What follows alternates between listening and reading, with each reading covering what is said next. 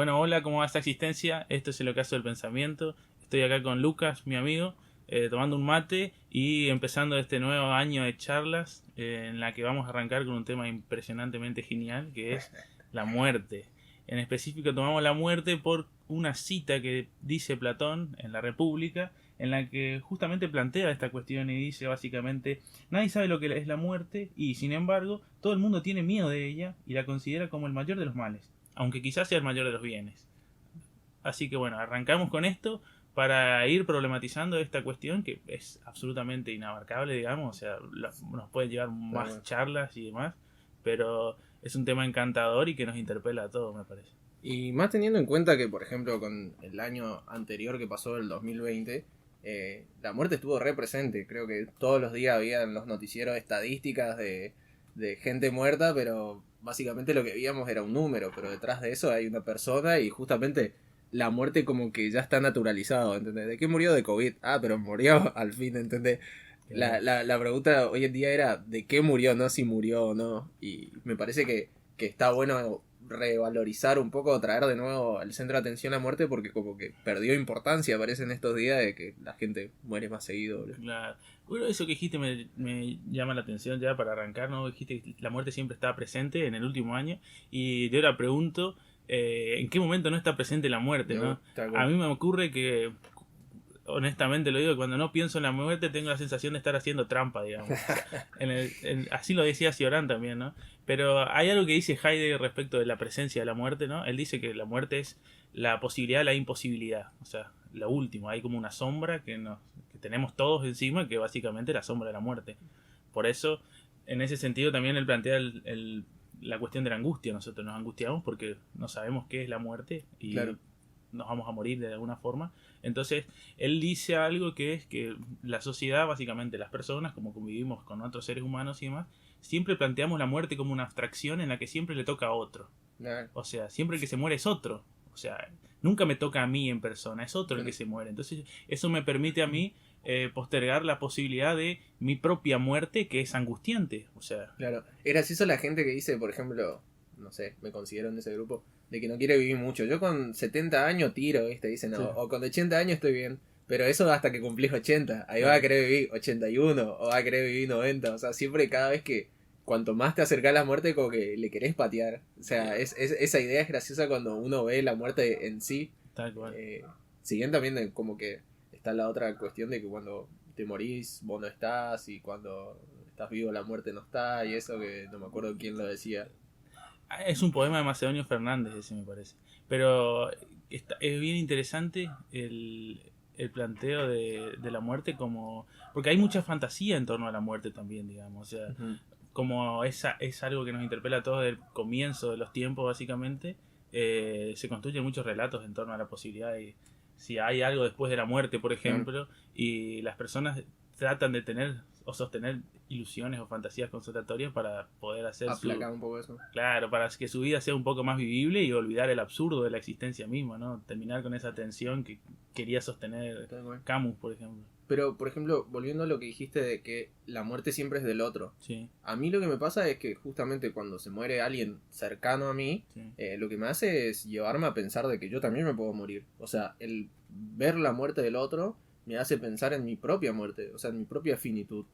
Por ejemplo, no sé, si se te muere un familiar que, ponele, estaba siempre en las fiestas ahora y ahora no está más, eso me hace pensar, che, yo también puedo dejar un lugar vacío en esta mesa. ¿Entendés? Es gracioso eso, como que siempre se muere el otro, pero a mí, por ejemplo, me toca siempre esa cuestión. Es como que la muerte del otro te recuerda a tu propia finitud. Sí, es como un cartel de alerta, ¿viste? De que vos también, porque uno vive la vida como si fuese un inmortal, y más cuando es joven. O sea, uno dice, no, todavía tiro, qué sé yo, se rompe la cabeza tomando vinos baratos. Pero, o sea, es como que se olvida de que uno también es finito, ¿no? Claro. Pero lo que voy es que en la cotidianeidad, ¿sí? En el día a día, todas las personas saben que se van a morir, pero todos piensan que no se van a morir mañana, básicamente. O no, no le va a pasar hoy, que al cruzar la calle no les toca justo en ese momento. O sea, es difícil vivir estando absolutamente todo el tiempo preparado para que en cualquier momento pueda llegar el último día, ¿no? Ya lo dijo el abuelo Simpson, la muerte acecha en todos lados. Hay otra cosa que no me acuerdo en qué capítulo era ese, pero hay otra cosa que también me interesa ahora que estamos hablando de la muerte y de la muerte que es del otro, Hay dos filósofos que plantean el tema de la muerte, pero de manera absolutamente diferente. Uno es Spinoza. En Spinoza no es dialéctico, digamos. La muerte siempre viene de afuera. O sea, él siempre dice, todas las criaturas quieren perseverar en su ser y la muerte es algo que le viene de afuera, una afección que obviamente ya está dada, digamos, que se va a morir, pero que es algo que no quiere el ser, digamos. Claro. En cambio, hay otro que Hegel plantea que, bueno, la muerte siempre ya está dentro. Claro. O sea, uno sería como la fuerza, la ley de la física esa que dice que todo objeto se mantiene en movimiento a menos que una fuerza exterior lo frene o algo así. Es decir, nosotros vamos viviendo hasta que nos chocamos contra algo, que es la muerte, o nos pega algo. Totalmente. O sea, es como el duelo de potencias. O sea, en Spinoza funciona así. Potencia. Y en cambio, Hegel sería como que somos un auto que tiene una granada sin seguro adentro que en algún momento te va a comer un pozo y va a explotar. Totalmente. Por eso Hegel dice, para ser hay que ser siempre contra sí mismo. Solo se llega a ser contra sí mismo. O sea, uno ya tiene adentro el germen de la muerte. O sea, su propia muerte ya la está incubando uno, básicamente. Claro. Independientemente de todo esto que estoy diciendo, a mí me interesa ahora, después podemos retomarlo esto, plantear lo que sería la ética y la política que se instala en torno a la muerte. Y después podemos plantear el tema de la estética también. Pero es el hecho de cómo concibe la muerte cada una de las diferentes culturas y en distintos momentos históricos y demás. En torno a eso hay un ensayo de Michel de Montaigne que me parece que es genial y se llama De cómo filosofar es aprender a morir. Es tremendo, y Montaigne lo que dice básicamente es que la única tarea que deberíamos nosotros como los seres humanos, ¿cierto? Tratar de aprender lo más posible es cómo morir, o sea, cómo afrontar ese último momento. Y bueno, obviamente dice que somos animales pretenciosos y que queremos siempre más y que ha llegado el momento, rehuimos de esa oportunidad de la posibilidad de la imposibilidad, ¿no? Claro, pero es interesante eso, el hecho de aprender a morir. Eduardo Galeano cita en sus cuentos, o no me acuerdo en qué era, que supuestamente una tribu, que no me acuerdo la tribu, o sea, perdón por la mala cita, pero lo importante es que decían que cada vez que se iban a dormir iban a ensayar la muerte, como si el dormir fuese una preparación para la muerte en sí, ¿viste? Porque quien está muerto parece que duerme. Claro. O sea, y está bueno eso como prepararse para morir, que ya lo aplicaban esta tribu antigua. Pero el hecho de prepararse para la muerte utilizando la filosofía, ¿cómo sería eso? O sea, el hecho de cuanto más vos replantees tu existencia, más te va a ayudar a aceptar de que, no sé, que sos finito. No estoy seguro. Yo la filosofía es bastante enfermiza, digamos que no estoy seguro si hay una solución para eso, pero me parece que es viable pensarlo, o sea, no anular la pregunta respecto de la muerte. Ese es el problema que se da constantemente en el sentido común, digamos. Por ejemplo, ahora, pensar la muerte como un episodio trágico, tristísimo y en el que haya un dolor inmenso respecto de esa partida, ¿no? Es interesante porque no siempre fue así. O sea, te doy un ejemplo. Los egipcios lo que hacían era cuando se iba en cada fiesta, o sea, hacían un convite, ¿no es cierto? Total. Y sacaban un cráneo de una persona. En determinado momento, cuando estaban tomando vino, estaban chupando, lo que sea, bueno, sacan un cráneo y lo que hacen es mostrarle a todos los invitados que en algún momento se van a morir, básicamente. O sea, como esto nos espera y no hay más, o sea, y lo plantean en un sentido festivo, ¿no? O sea, digamos, dionisíaco, o sea, vivamos lo más posible para aceptar la muerte cuando nos toque. Te diría en un sentido como lo plantea Píndaro en la tercera Pítica. Oh, alma mía, no aspires a la vida inmortal, pero agota el campo de lo posible. Es buena esa. Pero hablando justamente de eso, yo acá en mi escritorio tengo allá arriba un cráneo de plástico, obviamente, no un cráneo real, que venía antes en las Wicked, por si alguien se acuerda. Tengo un cráneo porque justamente una vez leyendo algo, me acordé que, o sea, describía una especie de estudio de los músicos, los escritores de antes solían tener algo que le recuerda a la muerte. Sí. Porque antes se vivía menos tiempo, no sé, a los 30, 35 ya estaba prácticamente con un pie afuera, ¿ves? Claro. Entonces normalmente los escritores o los artistas tenían en sus estudios un cráneo que le recordaba que eran mortales, entonces tenían que aprovechar el tiempo pero para hacer su obra en este caso. Sí. Vos hablaste de la fiesta, el disfrute, todo estos tipos es, bueno, qué sé yo, si su actividad era la música, bueno, tenés que hacer la máxima música que pueda en este tiempo porque te vas a morir, ¿entendés? Era como una motivación y ahí robé esa idea y tengo acá un cráneo en mi escritorio, en mi estudio. Es interesante que ahora sacaste el tema, ¿no? Y que antes la gente se moría mucho más joven. El avance de la técnica en ciencia y en salud permite que nosotros podamos vivir mucho más tiempo de lo que podían vivir en cualquier otra época de la historia, digamos. Y eso plantea otro tema respecto de la muerte también, que es el hecho de la vejez. O sea, llega un momento, ¿no? Hay personas que pueden vivir casi 100 años y en condiciones deplorables, pongamos el caso, ¿no? Que sé yo, con el cuerpo no le funciona como corresponde. Claro, pierden la vista. Exactamente. Y esa vida para algunos les puede resultar triste, un bajón, digamos, y a otros, qué sé yo, se aferran a eso que pueden. Y es un tema que no estaba muy planteado anteriormente porque la vejez es un tema contemporáneo, o sea, es de absoluta actualidad. Hace 3 siglos no se preocupaban mucho por los viejos porque no tenían esa edad a la que nosotros podemos alcanzar ahora. Y ahora me parece que en nuestra sociedad también, lo dejo abierto para que lo discutamos en otra charla, ¿no? Hay como un olvido de los viejos, ¿no es cierto? Es como que el viejo es una categoría ciudadano de segunda, digamos, ¿no? O sea, es como un niño, pero menos que niño porque sin la expectativa del niño, digamos, sin la esperanza de que va a ser el viejo, digamos. Claro. Es como que a los viejos se los relega un plano de, bueno, ustedes no valen lo que valieron. Claro, es como que la sociedad no está preparada todavía para ver qué hace con gente de tantos años. Yo pienso que es un tema que todavía no se planteó como corresponde, digamos, en términos sociales. Bueno, démosle un lugar que corresponde a los viejos, ¿no? Porque en algún momento todos vamos a llegar a ser viejos, se supone, en teoría. Si no nos matamos o no ocurre algo antes, ¿no? Che, yo estoy por cumplir 27, boludo, por ahí. Me agarra el maleficio, boludo. No digo que yo sea un artista, pero me parece una buena edad para morir a los 27, boludo. Volviendo al tema, estábamos hablando de cómo se concebía la muerte en otras culturas y eso, y vos nombraste lo egipcio y que era tipo en fiestas y eso se aparecía la muerte ahí. Si la tenía siempre presente. Claro, en la fiesta aparecía la muerte ahí bailando con la más fea, quizás.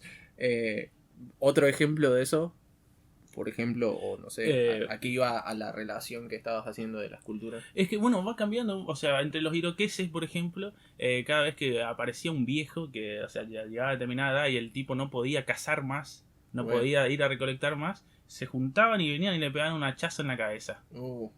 Y era contemplado como un ritual generoso para con el viejo y para con la tribu.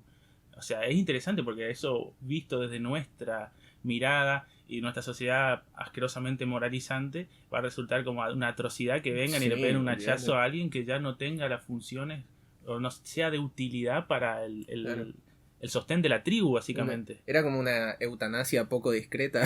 Claro, era como decirle al viejo, sos una carga para nosotros. Pero el rol de aceptar eso, o sea, el tipo que se ponía viejo lo aceptaba eso.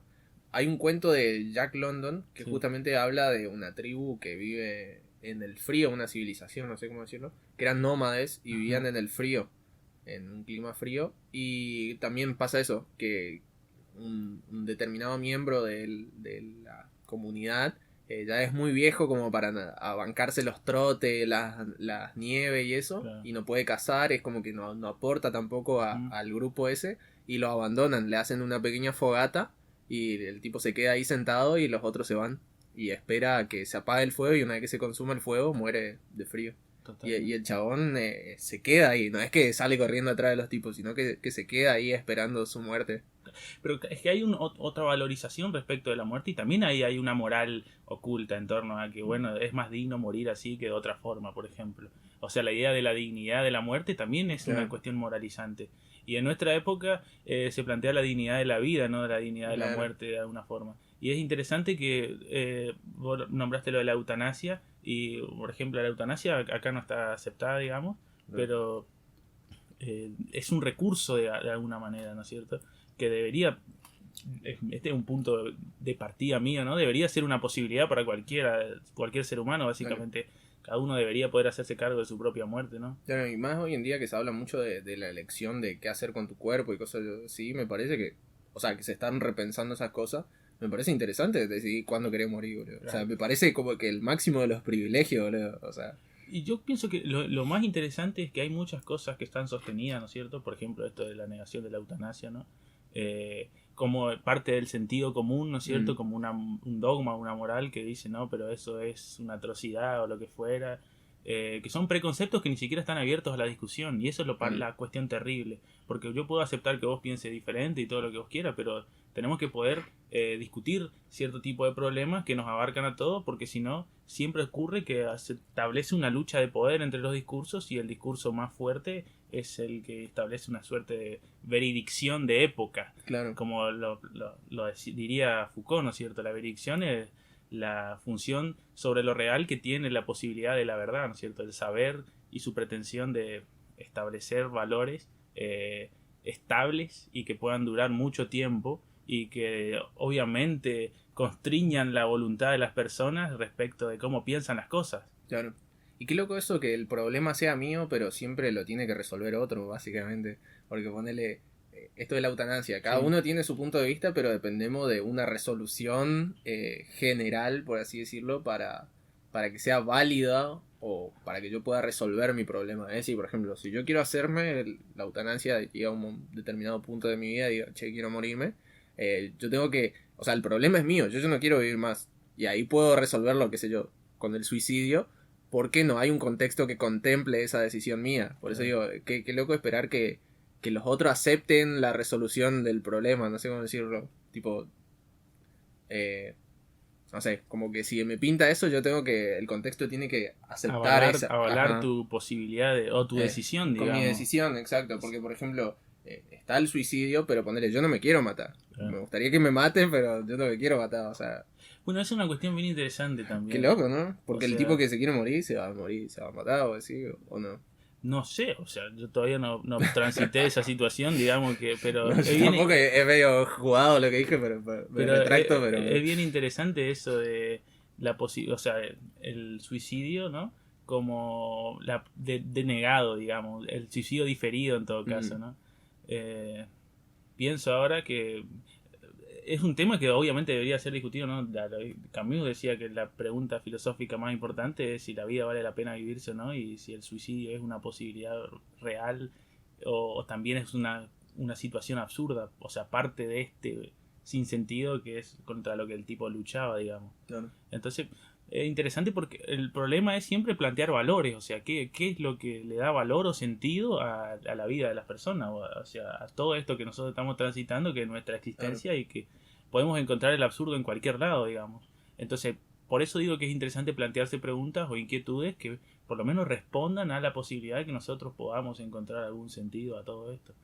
Y el problema es cuando se taponean o se obstaculizan ese tipo de discusiones, o sea, cuando se establece, bueno, esto es la muerte, esto es la vida, el amor es esto, el deseo es esto, o que se podés desear hasta tal punto, lo que fuera, o podés amar solo en estas condiciones, o sea, hay como muchos compartimentos estancos que al parecer no se discuten y no se permite hablar de eso.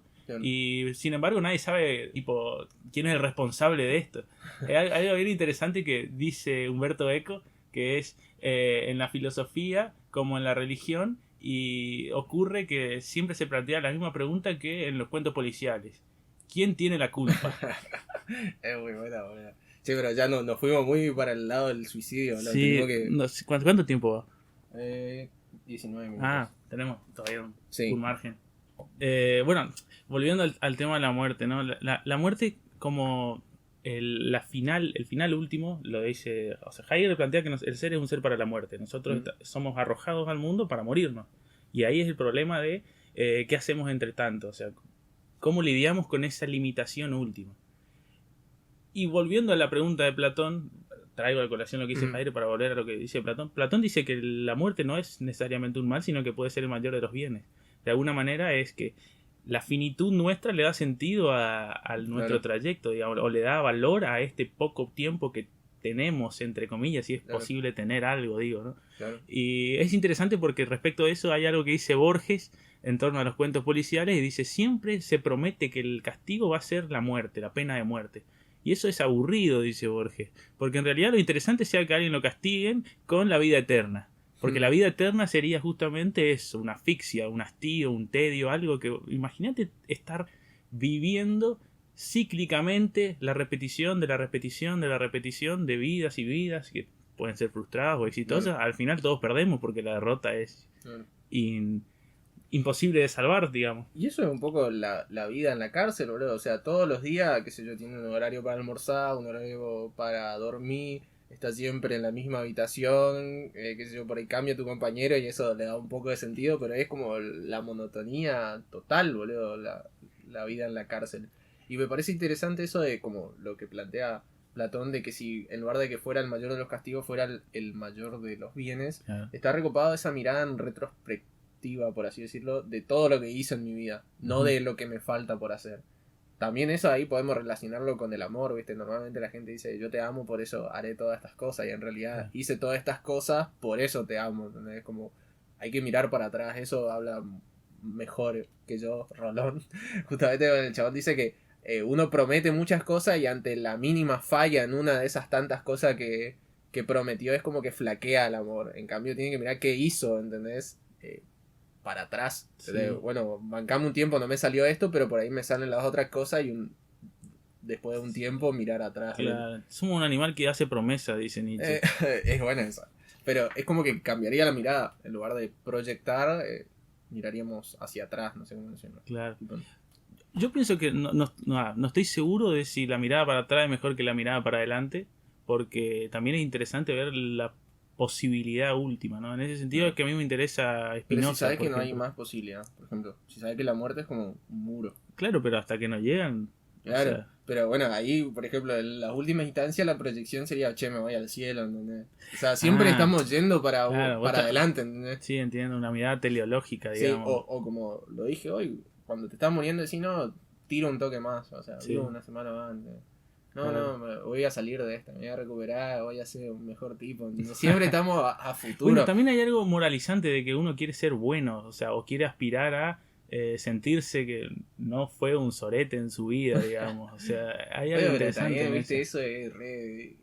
Hoy que hablabas de las categorías, lo bueno, lo malo. Sí, sí. Volviendo al tema de la posibilidad de no morirse, Bukowski dice básicamente que la vida se trata de perder el tiempo y esperar. O sea, de eso se trata, ¿no? Y la repetición de la repetición de la repetición, lo que hace a la larga es que uno olvide la belleza de la novedad. O sea, eso ya lo dice Oscar Wilde, la belleza siempre es más nueva. Es interesante que de alguna manera el deseo siempre busca lo nuevo o lo desconocido, o donde se enquista el enigma, eso que no está presente. En cambio, la repetición de la repetición, en términos de, supongamos, la vida eterna, digamos, te permite caer en eso que dice, obviamente yo lo detesto y no quisiera que me ocurra, pero qué sé yo, todos podemos pasar por alguna situación semejante. Esto que dice Roberto Arte en Los Siete Locos, que es: me convertí en una cáscara de hombre movido por el automatismo de la costumbre. O sea, esa rutinaria situación en la que solo vemos repeticiones de repeticiones genera una sensación de hastío y una sensación de tedio, y también la angustia respecto de que, o sea, no solo la angustia me parece que es en torno a la muerte, también me parece que la angustia se enquista en la vida sin sentido y en el absurdo de transitar una existencia que no tiene ningún cambio. O sea, no podés inyectar un valor que diga, bueno, hoy es un día diferente del de ayer, y digamos, algo por el estilo. Hay un oxímoron de eso que dice muerto en vida. Bueno, totalmente. Por eso digo que lo interesante cuando hablamos respecto de la muerte, más allá de identificar las políticas en torno a la muerte, por ejemplo, esto que hablamos de la eutanasia y de cómo se representa, porque siempre la muerte es una representación en vida, o sea, por eso Platón ya lo dice, nadie sabe lo que es la muerte, pero todos le tienen miedo. Piensan que es el mayor de los males cuando puede que sea uno de los mejores bienes. Ahora, el problema está en que la muerte siempre es una representación que nosotros nos hacemos en torno a algo que desconocemos. Es algo gracioso. Cioran dice, ni los muertos ni los vivos saben lo que es la muerte. Pero bueno, o sea, lo interesante es que a eso me refiero con la política de la muerte. Tenemos que poder discutir cómo nosotros nos representamos a la muerte. Tenemos que poder discutir también la ética en torno a la muerte. O sea, ¿qué es una muerte digna? ¿Cómo se muere dignamente? Son preguntas que tenemos que poder hacer. Y la muerte siempre es estética. Para mí, ¿no? O sea, siempre es estética porque es un punto fulminante. O sea, lo antiestético sería que no exista la muerte y que la vida siga hasta el final, porque ahí no hay valor. O sea, la muerte es un valor negativo, entre comillas, porque es el no último. O sea, la posibilidad, la imposibilidad. No puede no ser estético porque no podés ser indiferente ante la muerte, digamos. Eso es lo que le hace tan interesante y tan encantadora, digamos. Claro. Y hablando de la dignidad de la muerte, me hace acordar un episodio que se da en la guerra de Esparta, pero Sí. no me acuerdo en cuál, que un chabón huye de la guerra. Y entonces lo condenan socialmente por irse, porque los espartanos eran una sociedad muy guerrera, ¿no? Sí. Y cuando se empezaron a morir en demasía, uno se tomó el palo, tipo, se escapó. Ujú. Y a ese chabón le hicieron una condena social y nadie le hablaba y todo. Y en la guerra siguiente, el chabón participó y fue uno de los mejores guerreros. Sí. Tipo, se cargó un montón. Pero aún así la condena social no le bajó. Porque decían que el chabón ese peleó la segunda batalla queriendo morir. Claro. Entonces, eso ya no tiene honor. Tiene honor pelear tratando de matar al otro y salvarte vos. En cambio, este chabón fue medio a lo kamikaze así, mató Claro. un montón, pero era indigna su... Onda que aceptaba su propia muerte. Una onda... Sí, como que quería morir. Después de Sí. la condena social buscaba redimirse y peleó re bien, pero buscando tipo kamikaze. Claro. Y eso no lo valoraba tampoco. O sea, no valoraban ni la cobardía ni tipo la actitud suicida o kamikaze. Bueno, ahí, Qué interesante, sí. bueno, ahí también hay una cosa. Me acordé de Valar Morghulis ahora de Juego de Tronos. Ah, no la vi. Pero, ¿cómo es? Hay una cosa interesante porque entre los vikingos también pasa que ellos plantean Claro. el hecho de que en la guerra tienen que tener más valor que el de al lado. O sea, siempre tenés que demostrar que sos más guerrero y demás. Pero interesante es el hecho de que ellos aún así piensan en esa suerte Claro. de fantasía consolatoria de que El los buenos Valhalla. guerreros se van al Valhalla, ¿no? Bueno, pero ahí es interesante, no es la muerte, sino cómo morís. Tal cual. Sino Pero, el cómo, ¿entendés? La muerte pasa a un segundo plano, ¿entendés? claro, pero a lo que voy es que hay una aspiración, o sea, sigue siendo Claro. un fenecer aspiracionista, digamos. Claro. En cambio, lo distinto Además, es... si están convencidos de eso, es como que... Sí, pero el propio Sócrates fue un tipo pretencioso cuando se mata. O sea, cuando elige tomar la que cicuta. va a conocerlo. Claro, ¿no? o sea, yo quiero defender la ley de mi pueblo y, o sea, el chabón estaba convencido de eso que hacía y no puede no ser pretenciosa esa elección, Sí. digamos. O sea, él muere pensando que él es digno, o sea, y que el valor que él respeta sigue teniendo un valor. Claro. Después podemos discutirlo si está bien o está mal eso, todo está sujeto a discusión, digamos, pero sigue siendo un acto pretencioso ese suponer que yo estoy siempre muriendo como se debe morir. Hay algo que dice Sioran que es bien interesante y es que todos los seres humanos quieren ser el ejemplo de lo último que queda de la humanidad, digamos. O sea, respecto de que solo yo puedo morir bien y Claro. después, bueno, que todos... Hay como una especie de rencor, digo, Claro. dice Sioran, ¿no? Que después de mi muerte que no va a quedar nada bien o interesante en el mundo, digamos. Una cosa absolutamente egocéntrica y respecto de la vida misma, ¿no? Pero Sioran nunca se escapa a eso y no reniega tampoco de esa mirada. Me hace acordar algo que cuenta Borges, que cuando se moría su abuela, creo, la vieja dijo que como que la gente estaba muy triste y estaban ahí alrededor de ella y la señora dijo, no hay nada espectacular aquí, solo una señora muy vieja que se está muriendo muy lento. Ah, qué Qué genial. genial, o sea, esa muerte no puede ser más digna, por así decirlo. Tipo, eso es una buena forma de morir. Esa vieja dejó la vara re alta para todos los otros familiares, boludo. No, la verdad que sí. Me hace acordar lo que dice Pessoa. Pessoa dice en determinado momento, cuando me muera, nada va a cambiar. Nadie va a decir después de ahora la ciudad ha cambiado. Tal O cual. sea, porque no está el tipo. Bueno, y eso es un poco el dolor grande de la muerte. El hecho de que yo me muero y el mundo sigue así, ¿entendés? O sea, sigue igual. Claro, y esa es la pretensión clásica Esa es la del pretensión. que sueña que se muere y ve quiénes van al entierro Claro, a llorarle, quiénes güey, me lloran qué loco, después de sí. muerto. Es un sueño común, ¿no es cierto? Y que tiene que ver con el hecho de que uno quiere saber cómo lo perciben los demás y si en algún momento le quisieron o no, o sea, si tu vida valió para alguien de alguna Tal forma. cual. Hay un poema de Vinicius de Moraes, que no me acuerdo si se llama Los gusanos o algo así, que el chabón como que relata en el poema en tercera persona lo que pasa en su entierro. Y habla de, por ejemplo, no sé, que está el amante también, y nadie sabe que era el amante, ¿entendés? Sí. Y cosas así. Está muy buena esa abstracción que hace el loco. Pero es cierto eso, o sea, uno es lo que vos decís, eso, ¿qué pasa cuando yo me muero en relación de si me van a recordar y todas esas cuestiones? Y otra es la angustia de saber que nadie es imprescindible, o sea, todos somos reemplazables. Claro. Y lo que nos duele es que el mundo va a seguir igual, ¿entendés? Porque, por ejemplo, yo creo que sería menos doloroso el hecho de que, no sé, caiga un meteorito y haga mierda a la humanidad. Creo que la gente iba a aceptar más fácil eso de que si yo me muero, se mueren todos, ¿entendés? Sí. Pero el hecho de que yo me muera y los otros siga el baile, ¿viste? Es como que yo me tenga que ir a trabajar a las 6 de la mañana y te vas a tu casa a dormir temprano y el baile sigue, sí, ¿viste? Te morís y la vida sigue, o sea, el mundo sigue girando. Es como lo que dice, no me acuerdo si era Baudelaire o Bukowski, creo que era Baudelaire, que dice, la felicidad siempre está donde yo no estoy. Ah, bueno, esa es muy buena. Esa es muy Pero buena. tiene que ver también con el deseo, ¿no? El deseo que dura lo que dura su ausencia. O sea, Sí. la felicidad siempre está lejos. Por eso a mí me interesa cuando se dice que la felicidad es una categoría de esclavos. Claro.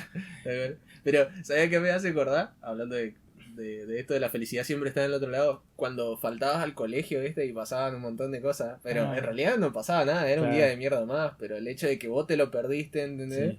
Es como decir, puta, hubiera venido, ¿no? Y hay mucho de imaginario también, ¿no es cierto? Sí, o sea, de la suposición de que siempre en otro lado la están pasando mejor que donde yo estoy. Sí, exacto. Y cuando estás ahí, decís, bueno, en otro lado la están pasando mejor que donde yo estoy. O sea, es y por ejemplo, y lo que decías de Zizek, ¿a qué hace referencia eso? Así como...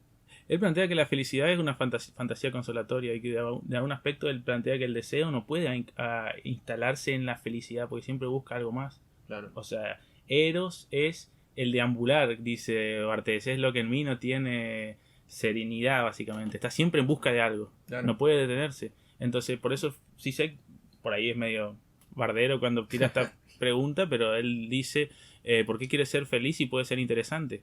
O sea, él plantea que lo que le resulta interesante a las personas, de alguna manera, es la derrota o ese enfrentamiento entre por qué yo siempre estoy buscando algo que no se me da. Claro. Cuando ya se te dio todo, ya lo tenés todo, o sea, la felicidad, supongamos, entre comillas, o sea, sos el hombre más feliz del mundo, y sabés que sos el hombre, porque también hay algo que uno no reconoce que es feliz cuando es feliz, ¿no es cierto? Hay una cosa interesante, ya lo decía Leibniz, ¿no? En términos de comparaciones, básicamente.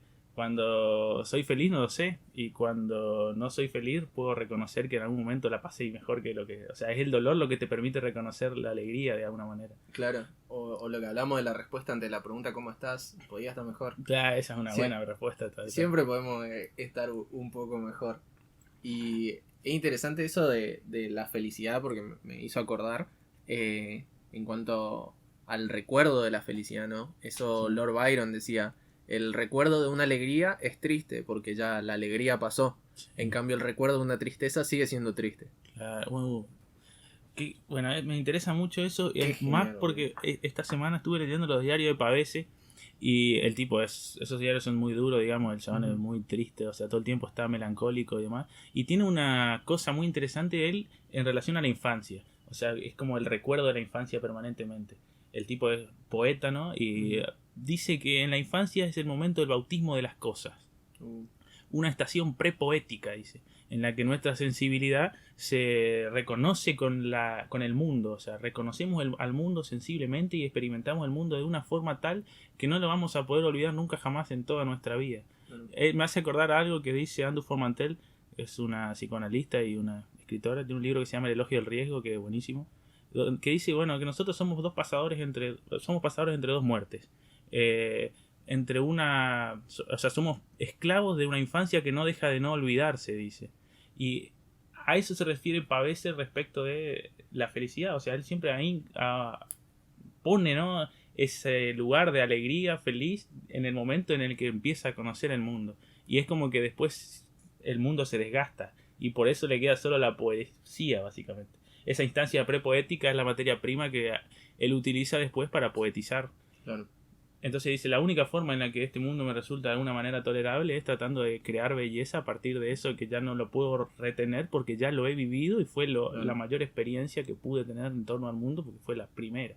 Eso del bautismo de las cosas es interesante, como Adán poniéndole nombre a las cosas, ¿no? Bueno, Adán en el paraíso poniéndole nombre a las cosas. O sea, sí, definir a la infancia con esa analogía está demasiado bueno, ¿no?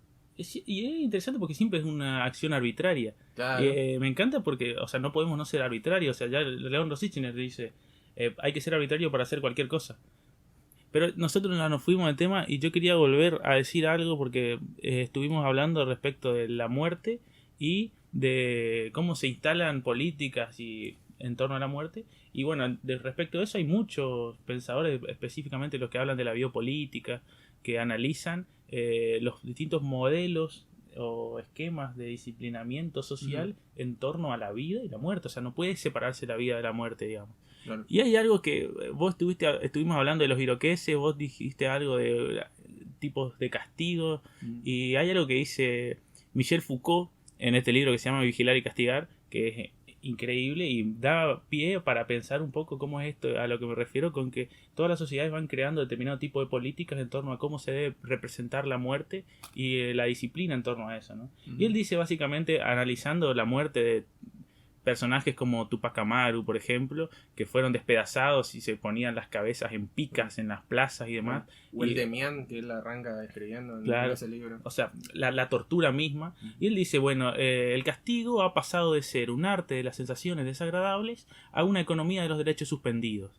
Y ahí, o sea, analizando el origen de lo que él llama las sociedades disciplinarias, que son vinculadas a las cárceles, a las fábricas, ¿no? A las escuelas, a estas instituciones de secuestro de la vida para mantenerla disciplinada, ¿no? Y en específico ahora está hablando de las cárceles, de las prisiones.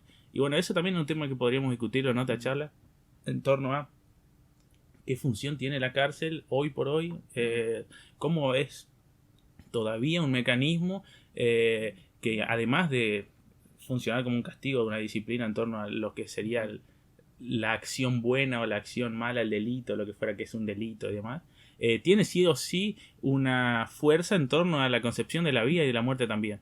Claro. ¿Por qué? Porque, bueno, podemos hablar de la pena de muerte y cosas por el estilo, ¿no? Y bueno, y como eso antes era todo un ritual, un proceso súper macabro y elaborado, y después se vuelve recontra automático cuando él habla de la guillotina. De la guillotina, pero no me acuerdo cómo se llamaba el encargado de eso. El verdugo. El verdugo. Tiene que tener la precisión de ser un relojero escrupuloso, dice. Exacto. O sea, no necesita todo ese arte, toda esa escenografía que muestre el dolor que era antes a la Revolución Francesa. Bueno, con la guillotina las muertes son rápidas, es la máquina de las muertes rápidas. Exacto. Es como la transición entre eso que vendría a ser la pedagogía de la muerte popular, claro, a lo que vendría a ser después la economía de los derechos suspendidos. Y también de lo manual artesanal a lo mecánico. Claro, sí, el tipo tenía que ser un tipo fuerte y todo. O sea, tenía varios requisitos para ser un verdugo, ¿no? Claro. Cualquiera podía ser, tenía que saber qué músculos cortar y todas esas cuestiones. Y también hay algo que... carnicero. También hay algo lo dice Foucault también, que se le disculpa al culpable. O sea, se esconde al que toma la decisión. Claro. Eso es cada vez más frecuente y más en nuestras sociedades que son cada vez más complejas y más llenas de estos artilugios, en la que antes, cuando era el arte, las sensaciones desagradables, aquel que torturaba, el verdugo o lo que fuera, estaba presente, o sea, ponía el cuerpo. Cuando surge lo de la Revolución Francesa, ¿no? Va a decir Foucault, con la guillotina se esconde al culpable. El verdugo simplemente es un accionar, un mecánico, o sea, es como un tipo que gira una tuerca, básicamente. Claro. Aprieta un botón. Tal cual, está haciendo un trabajo, es un obrero cumpliendo un trabajo y él no puede ser responsable de eso. Hay alguien más que es el responsable, pero se lo esconde, o sea, está solapado en esa escena de el tipo bajando la guillotina. Lo mismo pasa ahora con las prisiones, o sea, el culpable sigue siendo disculpado de alguna forma. Y ahí se aplica, o sea, viste que normalmente la representación gráfica del verdugo tiene un paño negro en la cabeza que oculta su rostro. ¿Eso era cierto? Sí, ¿no? También. Y bueno, eso también es interesante, la función de eso. ¿Por qué? Claro. Bueno, pero ahí lo que sí, para preservar la identidad del chabón. Sí, pero digo, es parte de la escena de eso que se esconde, básicamente. Claro. O sea, hay un tipo, o sea, lo vemos, está ahí, pero no sabemos quién es, ¿entendés? Tal cual. Qué interesante eso. Pues yo creo que ese tema lo podríamos retomar más adelante. No sé cuánto tiempo va. Van a los 40. No sé qué más, si tenés algo más para decir o quería decir. Yo diría para cerrar y continuar en una siguiente charla, porque para mí quedaron muchos temas abiertos y lo para vamos mí, a seguir. Algo interesante también, y esto va medio a modo de cierre, es el hecho de la sacralización de la muerte. Como antes, normalmente, qué sé yo, no sé, cuando moría alguien se iba toda la gente a ver el cuerpo o estaban tirados por la calle y la gente pasaba como si nada, y después se armó todo ese ritual de no, que a los muertos hay que limpiarlos, hay que bañarlos, hay que enterrarlos de una determinada manera, hay que velarlos, todas esas cuestiones. Hay un libro muy interesante, pero lo leí hace mucho tiempo, que se llama La soledad de los moribundos, creo que es, de Elias Norbert, un sociólogo. Lo leí hace un montón, pero la idea central básicamente del libro era que justamente tenemos más empatía por alguien muerto que alguien que está agonizando, decía el chabón. Sí. Como antes, por ejemplo, cuando moría alguien se le traía a los niños todo y se le mostraba, che, mirá, este tipo está muerto, pasa esto, como para... Había más contacto con la muerte, y hoy es como que el muerto es un ente aparte, ¿entendés? No es uno de nosotros, sino que es algo ahí como sagrado que... Un objeto. Exacto, como que hay que respetar todo. Sigue siendo parte del fetiche, me parece. Exacto, y como alguien que está agonizando produce menos empatía que alguien que ya está muerto. Sí. Y el chabón trabaja esas ideas muy copadas, ¿no? Eso está muy interesante, la verdad. Como por ejemplo, decía que... cita ejemplos, no me acuerdo si era este o no, de la guerra, ¿viste? Que normalmente, por ejemplo, había un tipo despedazado, ¿no? Sin un brazo y sin una pierna, y un tipo muerto, a ese llevaban para ir contabilizando los muertos, ¿viste? Y ese le dejaban morir, y una vez que está muerto le llevaban para la cuenta, ¿entendés? Porque es perder el tiempo un tipo que está sin un brazo y sin una pierna. Sí. Es muy loco, hay un buen análisis de eso. Pero me acuerdo que lo leí hace banda. Sí, pero me parece que eso también es súper retomable. Claro. Y tiene que ver también con lo que estuvimos hablando respecto de la vejez. O sea, el que agoniza ahí está de alguna manera en la misma línea que el viejo que ya no es útil, entre comillas. Claro, o sea, el viejo podría ser considerado tranquilamente un moribundo. Sí, totalmente. O sea, ahí hay una cuestión de la utilidad del cuerpo al servicio de qué también. Claro. O sea, nosotros vivimos en una sociedad que de alguna manera defiende esa utilidad en términos de que tenemos que ser una mano de obra útil, y por eso también es que yo en particular, o sea, también estoy en una toma de posición, estoy en contra de la cultura del trabajo en esta sociedad capitalista que básicamente dice trabajamos, pero no nos ponemos a discutir ni siquiera cuestiones como qué es el progreso o para qué trabajamos o todas las lógicas del sistema, básicamente, que también tendrían que discutirse, ¿no? Claro. Y, por ejemplo, volviendo a esto de la utilidad de uno, creo que se llora más la muerte de alguien joven que de un viejo. O sea, ¿por qué? Porque perdimos productividad, ¿entendés? O por qué se quiera a esa persona, ¿entendés? Por ejemplo, si un chabón, no sé, de 18 años muere, toda la gente dice, no, era tan joven, etcétera. Y si muere un viejito es como, por lo menos vivió buena vida, ¿entendés? Claro. También eso es re loco. Si es por trayectoria, o sea, qué hizo cada uno, o si era por proyección, ¿entendés? Porque un viejo de 70 tiene menos proyección que alguien de 18. En fin. Bueno, cerramos esta charla. Salió un poco medio accidentada porque hace mucho que no grabábamos, pero la idea es ir retomando a poco. Y por fin nos pudimos juntar después de mucho tiempo, y la verdad que hacerlas en vivo y en directo es mucho mejor que hacerlas online porque teníamos que lidiar con el delay y la edición, así que espero que hayan disfrutado esta charla y nos vemos la próxima. La muerte es la muerte, pero el amor es el amor. La muerte es solo la muerte, pero el amor es el amor.